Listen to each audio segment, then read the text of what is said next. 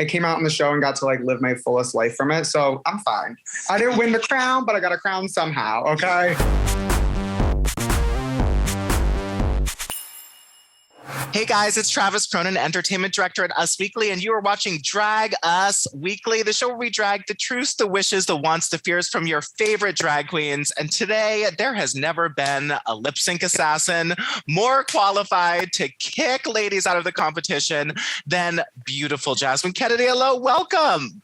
Hi, baby cakes. How you doing? I am doing so well. I mean, I'm a little on edge after watching the last episode. There was not a tenser episode of Drag Race have I ever seen, and you were in the thick of it. Tell me about filming that episode. Oh, I mean, it was a lot. My feet were definitely sore by lip sync 2 or 3. But honestly, it was a whirlwind of emotions, you know, lip syncing again to, you know, compete for our stakes in this show. It was nerve-wracking, but also a fun time. I mean, lip syncing is what I do, clearly. I'm been doing it the most this season, so I better have a good time while doing it.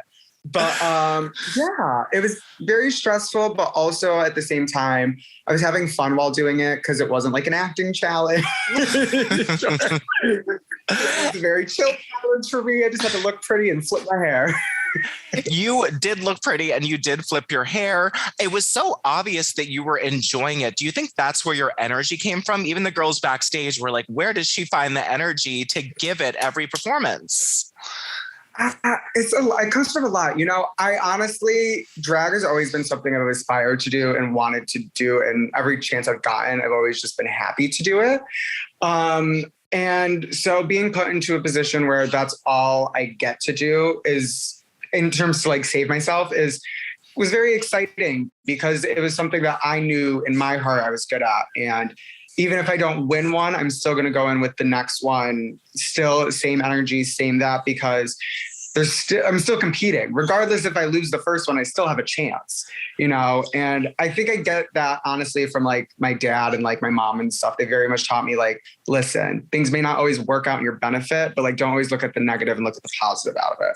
So even though I got knocked down 3 times, I still am the only girl this season to lip sync 6 times, have some great moments on TV. And also too, like I came out in the show and got to like live my fullest life from it. So I'm fine. I didn't win the crown, but I got a crown somehow. Okay. You did get a crown. It was so lovely, you know, for you finding out who you want to be in life. And Miss Carrie Colby seemed to help you a lot. Tell me a little bit about how important that relationship was for you on the show. It was very meaningful and very important. I mean, you could tell in the beginning, I was fangirling because she was a part of the Colby clan, but also once I got to get to know her more, I realized how an impactful person she is in herself and how her just being herself inspired me so much to be confident in who I am. And Carrie, in our relationship, I mean, she'll text me like every 3 days, you know, just checking and seeing how I'm doing. And she'll I will definitely say she is my trans mother, I guess you could say, in the sense where she will come in and be like, you need to fix this, or next time do that. Or it's like, you know, she comes in once in a while, is like, next time do this better, things like that. So it's been a very nice relationship that we've had. Now, she probably doesn't claim me as her trans daughter, but I claim her as my trans mother. She's like a stage trans mother. Yeah. She's basically the girl that's just like making sure my moans are cute and like my face is looking right. Well, she did something right because you were serving sex all over the lip syncs. It was so hot and beautiful and cool. So thank you for that. Your relationship with Daya Betty seemed to be very strained this episode. I'm hoping you guys are better now, but it really was like big sister, little sister. Was that how you felt, or was it pure rage that you were just trying to keep it cute? I think it is definitely a little sister, big sister scene.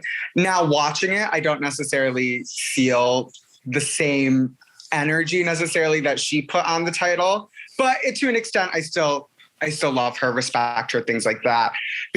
But my big sister wouldn't say some of the things that she has said about me or out of my name. So with that being said, I definitely used that to my benefit while choosing her and things like that. I was like, hey, you want to say these things and I get the option to pick, it's going to be you.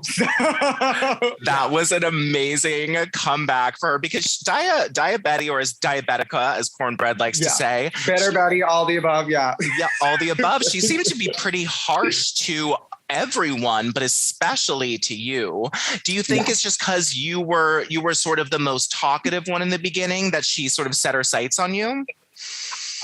I don't necessarily from her perspective, but from my perspective, I feel as if it was her projecting her emotions on how she did in that moment and probably put it towards me because I was not the best in the challenge. It was like, well, you did worse than me, so I'm going to let all of my energy go towards you, which is fine. I can take it. It's not going to affect me that much. But, I think also, too, what she probably wasn't used to was a 21-year-old at the time being very confident in themselves and also knowing who they are, not fully in terms of like gender and things like that, but who's very confident and knows their drag. It's probably threw them off. Now, mind you, I'm very confident and strong in my drag and powerful in it, but it doesn't always hit the mark with the challenge. I am delusional at the point. So like, it has its like ebbs and flows, but at the same time, I didn't think it was necessarily for things to be said, all of them. Yeah. It wasn't about you. It was about her when she was saying that. Yeah. Yeah. And I never took it like that either. It's like, I always knew it wasn't about me personally. I knew it was about feelings that she was having about herself. Yes. And you had so many amazing performances. What was your most proud looking back on? When were you most proud of yourself on stage? Oh, okay. So on Drag Race, I would probably say my proudest moment, other than my coming out, would be Daytona Wins. It was an acting challenge that I really stepped out. Hysterical. For myself. Yeah, I was acting so bad. It was so good. Maybe I should just do that more often. But lip sync wise, I think my favorite lip sync would have to be me and George's. Yeah. Oh my God. One for the Herstory books. So good. Did you know it was that good when you were doing it? Could you tell, or were you so focused on yourself? When we did our little shoot, little instant thing, when I did my little spin back, I was like, oh shit, we may get a double save. I was like, if I had it, I was like, we may do it because we just hit choreo and we're all living. And everybody else was living. So I was like, yeah, we're cool, we're vibing. And then it happened. So that's why I was relieved. And yeah, it was very good energy that day. We also got extra cocktails that day. Great, good for you. Yeah. And, you've grown so much as a drag performer, as, with your gender expression, identity, who you are. What did you take away from the show and your drag, in your gender, in your life? Yeah. I think probably the biggest thing I took away from this situation is to live life in the moment and don't necessarily focus on the things you can't always control. Drag Race is a situation where you have zero control. Just like when the internet is going off about everything you do, you have zero control. So if you just have a go of the flow sense with it and, you take every day with stride and not focus on the negative, you'll live a pretty happy life. And I've been living with that sense and it's been very successful. Thank goodness. Do not look at the troll comments. Every day anymore. Yeah, we're good. Oh my God. Do not read the, no comments. Well, you are amazing. Tell the children where they can see you, what you have going on, how they can buy your merch. How do we support Jasmine? Yes, well, you all can support me by buying my merch at JasmineKennedie.com. You can follow me on all my social medias, Instagram, Twitter, Venmo, PayPal, Cash App,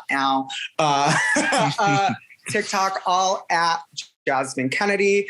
I have a couple of tour dates coming up, soon. I'm going to be in LA, San Francisco, Houston, maybe a UK tour coming soon. Wink, wink. I can't say full disclosure yet, but maybe things are definitely in the works. Maybe, we'll never know, but things are definitely in the works. Great. Well, Jasmine Kennedie, you are such an amazing, memorable, talented queen. And thank you so much for your talents this season. It has been a pleasure to watch you and to watch you grow. Oh, thank you so much. Thank you for being along the journey from the beginning till now, baby. We made it. Of course. We made it. You did it. Well, I hope you split and hair flip all over the world and just wish you the best of success. Thank you so much, Travis. Thank you. I'll see you soon. Thank you, doll. See you soon. Bye.